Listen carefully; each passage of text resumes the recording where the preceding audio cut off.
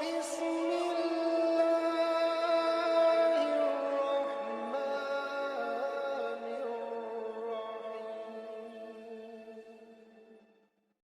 ہے جو خطا پہ شرمندہ نہ ہو، پھر وہ شیطان ہے۔ خطا ہونا بزرگی میں کوئی رکاوٹ نہیں۔ صحابہ کی خطاؤں کو اللہ نے قرآن میں ذکر کیا، صحابہ سے ہر بڑے سے بڑی خطا ہوئی، اس میں ایک پیغام تھا کہ اتنے بڑے مقام والے سے بھی خطا ہو سکتی ہے اور اللہ کے تعلق میں کوئی کمی نہیں آ سکتی۔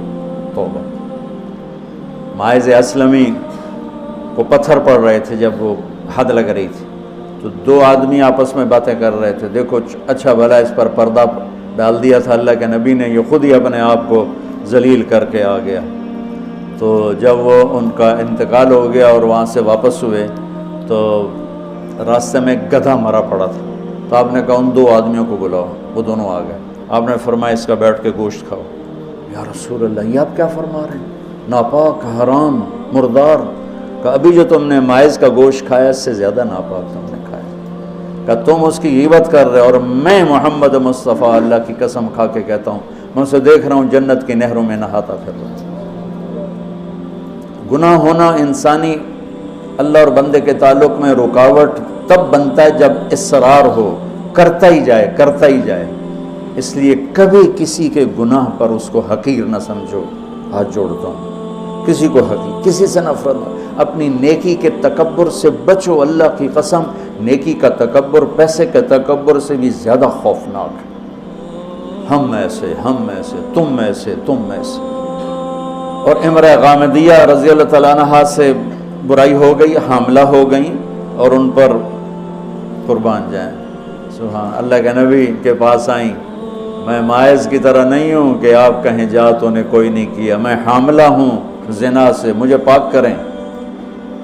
تو آپ نے فرمایا، آپ نے اس کو ٹالنے کے لیے کہ جا پہلے بچہ پیدا کر پھر اس کے بعد دیکھا جائے گا، کہ 9 مہینے گزریں گے آپ ہی بھول جائے گی۔ وہ 9 مہینے بعد پھر آ گئی کہ مجھ سے گناہ ہوا ہے، یہ میرا بچہ پیدا ہو گیا ہے، اب مجھے پاک کریں۔ آپ حیران ہو گئے اس کے اس اندر کے بے قراری پر۔ آپ نے پھر دوسرا ہیلہ اختیار فرمایا، آپ نے فرمایا بچے کو دودھ پلا 2 سال، جب یہ روٹی کھانے کے قابل ہو جائے پھر آنا، پھر حد لگائیں گے۔ 2 سال اس نے دودھ پلایا، اور ایک دن چشم فلک نے دیکھا کہ ایک عورت بچے کو انگلی سے پکڑ کے لا رہی ہے اور اس بچے کے دوسرے ہاتھ میں روٹی ہے اور وہ کھا رہا ہے، اور آ کر کہتی ہے یا رسول اللہ یہ روٹی کھا رہا، طہرنی، مجھے پاک کیجیے۔ میرے نبی کے بھی آنسو نکل آئے۔ تو آپ نے فرمایا اس بچے کو کون اپنا بیٹا بناتا ہے، میں ضمانت دیتا ہوں جنت میں وہ میرا ساتھی ہوگا۔ تو ایک انصاری صحابی نے اٹھ کر کہا یا رسول اللہ میں اس کو اپنا بیٹا بناتا ہوں۔ اتنی بڑی بڑی ہستیوں سے گناہ ہو جاتے ہیں، لیکن ہم کہتے ہیں یا موسیٰ یا فرعون۔ وہ جو ایک احمقانہ شعر ہے، دورنگی چھوڑ دے یا کرنگ ہو جا، سراسر موم ہو یا سنگ ہو جا، کسی بیوقوف شاعر نے یہ شعر کہا۔ تو ان پر حد لگی تو خون کا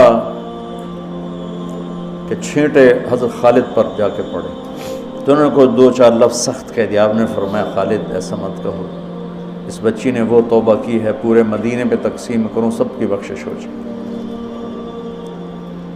انہو من یتق، بڑے سے بڑے سے بھی ہو جاتا ہے۔ سارعوا الی مغفرۃ من ربکم وجنۃ عرضها السماوات والارض اعدت، بولو للمتقین۔ ٹھیک، کون ہیں؟ الذین ينفقون فی السراء والضراء، جو تنگی اور فراخی میں خرچ کرتے ہیں، والکاظمین الغیظ، جو غصے کو پیتے ہیں، والعافین عن الناس، جو لوگوں کو معاف کرتے ہیں، واللہ یحب المحسنین، اللہ احسان کرنے والوں کو پسند کرتا ہے۔ اب آگے بھی تقوی والے ہی آ رہے ہیں۔ والذین اذا فعلوا فاحشۃ، فاحشہ میں نے بتایا تھا نا قرآن میں کس معنی میں آتا ہے، اور یہ کس کے بارے میں؟ اللہ اکبر،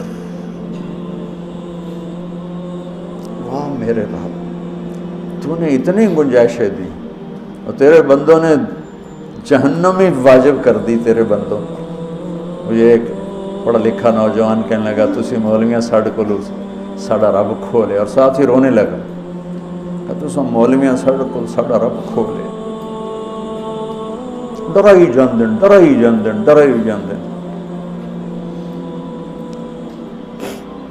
والذین اذا فعلوا فاحشۃ، یہ بھی تقوی والے ہیں، او ظلموا انفسهم، یہ بھی تقوی والے ہیں، ذکروا اللہ فاستغفروا لذنوبہم ومن یغفر الذنوب الا اللہ ولم یصروا علی ما فعلوا. یہاں آ کے جدا ہو گیا، متقی اور فاسق جدا ہو گیا کہ متقی بھی یہ سارے گناہ کر سکتا ہے لیکن وہ چھوڑ دیتا ہے، اصرار نہیں کرتا، روتا ہے، معافی مانگتا ہے. اور جو بدماش ہوتا ہے وہ کرتا جاتا ہے، وہ کہتا ہے ویکھی جائے گی ویکھی جائے گی. تو جنت میں جانے والوں کے بارے میں میرے رب کا قرآن یہ کہہ رہا ہے. ہم ایسی احمقانہ سوچ کے مالک ہیں کہ نیک آدمی تو بن جائے معصوم پاک نبیوں کی طرح، اور جو نافرمان ہے وہ فرعون بن جائے. وہ کیوں نیکی کرتا ہے؟ میرا کالج کا ساتھی تھا احمد مصطفیٰ، 96 میں فوت ہو گیا. اس کا چلہ لگا تو سارے عیب چھوٹ گئے، صرف شراب رہ گئی تھی. تو وہ نشے میں اس کے دوستوں نے اس کو گھر کے دروازے کے سامنے اتارا تو وہ دروازے پر ہی گر کے پڑا ہوا تھا. تو پولیس کی گزری وین تو انہوں نے اٹھا کے ڈالا اور چوکی لے گئے.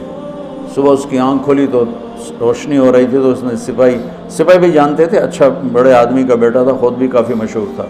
تو اس نے کہا یار جلدی جلدی مصلی لوٹا لو، میں نے نماز پڑھنی. تو کہنے لگا راتی کی کر دے رہے ہو؟